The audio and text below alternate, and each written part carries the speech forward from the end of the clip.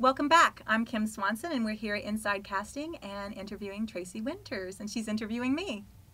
Let's go back to punctuality, because I have a lot of actor friends who are not respectful about the time factor. And I'm always saying you need to be on time. You need to be on early. If you're on time, you're late. Right. Do you know what I mean? Because you don't ever know what's going to... What if the session's running ahead? Right. What if there's more copy than my agent or I knew about, and I didn't anticipate that? Right. You know, I couldn't agree with you more, and that is a huge pet peeve of mine. And I will tell you, if an actor shows up late on set one time, I make a note in my own files, and the next time someone's interested, if they come in and audition again, I say, I'm just going to let you know they were late at the last shoot. I will tell them. Yeah. And directors and producers usually don't appreciate it. We had a situation recently where they really wanted a little girl who'd been late a couple of times, and her call time was 9, and we said, we're going to tell her call time's at 8:30. She got there at 8:59, which was the real call time. But if we hadn't fudged the call time, she would have been half an hour late. And she's notorious for that, to the point where now she's probably not going to continue working as consistently, because now that she's known as the kid who's always late. And they had a couple, and the second day of shooting, she was late again, and she missed the first couple shots altogether. So it's really not okay. And like you said, on time means you are early. And, you know, I come from very old school in the sense that we always did a practice run. And when you're in a town like LA or New York and you're newer to the town and you don't know where you're going, get in the car, ride the bus, whatever your mode of transportation is going to be tomorrow for that shoot, you go do a practice run today at the same time. What's the traffic flow? Where are you going to park? How far do you have to schlep your brings with you? How much is that parking going to cost? Do you need change? Do you need dollar bills? Do you need, what do you, go find out today before you shoot tomorrow. Now, of course, we all know there's those instances where you get a call at the last minute and can you be on set? And there's nothing you can do about that, but you still get up an hour earlier. If you think you're supposed to be there at 10, plan on arriving by 9. So that if you are running late, if you get stuck on the 405, if you get, it's a freak accident. You are still not late.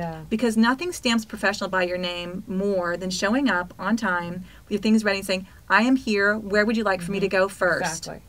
And, you know, I'm ready to play. I'm ready to play. And the little things you can do that kind of save the day. I've seen situations where actors who weren't necessarily told, okay, bring some khakis, bring this, bring that, you know, they have it in their car anyway. And they get there and the wardrobe person made an error, a mistake, or forgot, or the things don't fit, don't look right on you. And they say, well, those khakis look, you know, I have khakis in my car. You do?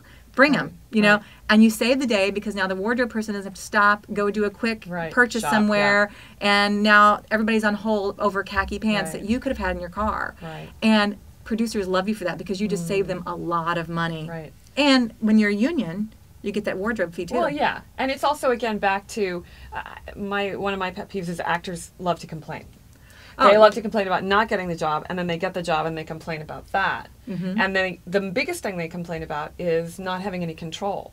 So you do have control about being on time, and that's a great tip. You know, if you know you're a mommy on the shoot, why not bring your mommy clothes with you just in case? You know, one of my biggest, most interesting quotes I ever heard one time, that one of my favorites, is argue for your limitations and they shall become yours. So when you're complaining, you're arguing, I don't get jobs because of my agent, you just created that. I don't get jobs because they don't like me, you just created that. So argue for your limitations and you sure will make them happen because you believe them. That's how you're going to... And that's what you project, right? Exactly. That's that Eleanor Roosevelt quote, whether you think you can or you think you can't, you're right. Exactly. That's a good one too. Yes, I love that one. Wow, that's terrific. What excites you about working with actors and what frustrates you the most? Just kind of pick the top of both if you could. What excites me is that moment. You know, and just like an actor, when you are in a scene and that moment, that one nice moment hits where everyone in the room feels what you're feeling. I love that. I get goosebumps just saying that. Me too. That is the absolute best when someone knocks it out of the park like that. They just find that one little word or that one little phrase and they know how to really use it and draw you in.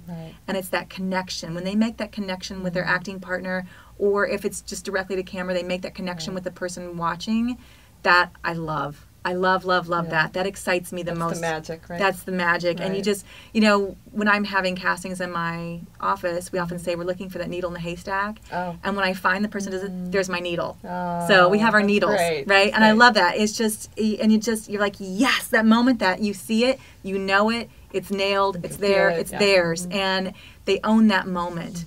And there's something special about being able to own a moment, Yes, there is. Isn't there? So I love that. What frustrates me most, the most frustrating thing I think an actor can say is, my agent didn't tell me to.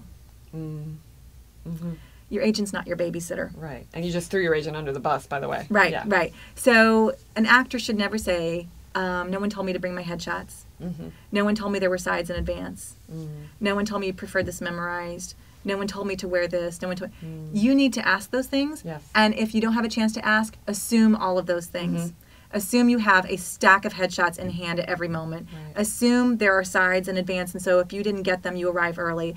Assume that you should dress to suggest a role. Assume that they want you there early. Right. Assume. So treat every audition as if that is your job. Yes. I get frustrated when actors come in and they look schleppy and got their ripped up jeans, Which is no kind of a makeup look on, now, right? Right? Yeah. And they say, well, but they can picture me like this. I'm like, no, they can't. They really can't. So yeah, I know you like that look. That's great. It works for you, but it doesn't work for this person you're auditioning as. Do you find that that's true both commercially and theatrically? Yes. Okay. Because a lot of actors are under the misimpression, I think, that it's only commercially that you need to go in really looking. No, and you should Suggesting. I mean, not costuming. Right. And but, that's a good point you bring that up too, because so often they go overboard. We had a situation where a woman had an audition, and she came in the audition, and then at the first audition realized she was auditioning as a nurse, and really gave a lovely read. It was a nice job, and they brought her in for a callback, and so she got the brilliant idea for callback she should wear scrubs, and it killed it for her. Oh. Because they said it was just, they felt a little too creepy and much. over the top, a little too much. Where she'd worn maybe just a plain light blue blouse or a simple, white sweater, something that was simple, and nurse-like, Right. but yet, it wasn't glammed up. But really lent herself to it without having to announce, I have to have on this costume to look like a nurse and to Right. make you believe I'm a nurse. Right. I think that's when you're better off. Yeah. Yeah. We've all made that mistake. Thanks for joining us on Inside Casting. We have a lot more to come next week, so we look forward to having you join us again.